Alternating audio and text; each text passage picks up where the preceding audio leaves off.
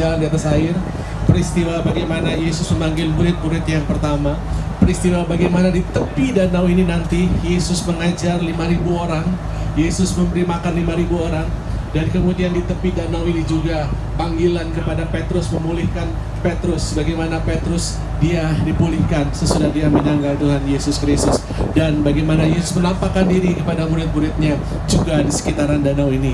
Bapak yang dikasihi Tuhan, danau ini menjadi danau yang tercatat di dalam Alkitab kita, yang memiliki sejarah yang penting buat kita. Bapak Ibu, nanti sepanjang ini perjalanan, pada saat kita memuji-muji dan menyembah Tuhan, kita mau mengingat satu hal yang berharga dalam hidup kita. Kalau ada Tuhan di dalam perahu, maka Yesus tidur tenang pada saat ada gelombang badai persoalan. Kalau ada Tuhan Yesus di tengah-tengah perahu, ada Tuhan Yesus di tengah-tengah hidup saudara dan saya, apapun masalah kita, biarlah kita tetap tenang, karena berjalan bersama dengan Tuhan, kita cakap menanggung segala perkara. Dan Tuhan berkata, kalau Allah di pihak kita, siapa lawan kita? Amin. Percayalah, biar melalui perjalanan ini kita boleh ingat Tuhan Yesus bersama dengan kita. Kita boleh ingat Dia Allah Immanuel, Allah yang menyertai hidup saudara dan saya, dan tidak pernah kesudahan kasih-Nya dulu, sekarang, dan sampai selama-lamanya. Mari tetap pegang Yesus dalam hidup kita. Sekali Yesus, selama-lamanya Yesus. Amin. Dan sekali Yesus, biarlah Dia terus memimpin langkah-langkah kita dan mengizinkan Dia berdaulat dan beracara dalam hidup kita lebih dan lebih lagi. Yang setuju katakan amin. Puji nama Tuhan. Saya serahkan ke Jerry. Tuhan berkati. Ya Bapak Ibu, kalau ada satu tempat di mana saya membawa Anda bisa berada di dalam kondisi seperti zaman Yesus, itu di sini. Bapak Ibu lihat yang kiri kanan, tidak ada pembangunan. Lihat kiri kanan, masih sama seperti zaman Yesus. Masih sama Bapak Ibu. Makanya hanya di perahu ini saya bisa membawa Anda kembali ke zaman Yesus. Kalau Anda tutup mata, buka mata, Anda akan melihat persis yang Yesus dan muridnya melihat di sini. Mereka sering berlayar di danau ini.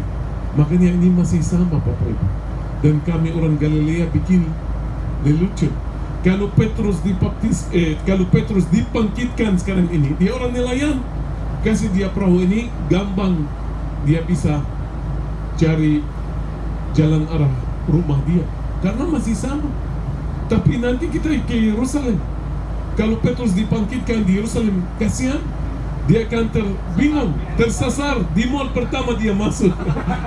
Sudah beda, so, ini masih sama Bapak Ibu. Makanya ini pengalaman yang asli 100%. Yang Anda mengalami ini sama seperti zaman Yesus. Di sini Bapak Ibu lewat jalan ke laut, Via Maris, yang menghubungkan Mesopotamia bersama Mesir. Di sini dulu waktu tanah ini dibagi antara 12 suku Israel, tanah Naftali dan tanah Zebulun. Di seberang danau, di mana ada zaman Yesus 10 kota, Dekapolis bahasa Indonesia. Orang yang diam di dalam kegelapan, orang yang bukan Yahudi, yang di sana mereka senang melihat gladiator. Tapi Yesus muncul di sini, tanah Zebulun, tanah Naftali, jalan ke laut, di seberang danau. Bangsa-bangsa yang diam di dalam kegelapan telah melihat terang. Yesus pakai danau ini sebagai buffer antara dunia Yahudi dan dunia yang diam di dalam kegelapan. Yesus sering berlayar di sini. Di sini Dia mengusirkan roh najis dari orang kerasukan di sinagoga di Kapernaum, Markus pasal 1 ayat 12. Di sana Yesus berlayar ke sana untuk menyelamatkan satu orang kerasukan setan. Markus pasal 5 ayat Markus pasal 5 mulai dari ayat 1. Di sana di mana Yesus mengusirkan legion-legion dari orang kerasukan setan dan memasukkan itu di dalam babi, dan babinya ditenggelamkan di danau dan mati lemas. Itu jelas Yesus datang untuk bangsa dia, bangsa Yahudi, juga dia datang untuk bangsa yang bukan Yahudi. Ya, makanya Bapak Ibu, ini tempat yang sangat penting, Danau Galilea.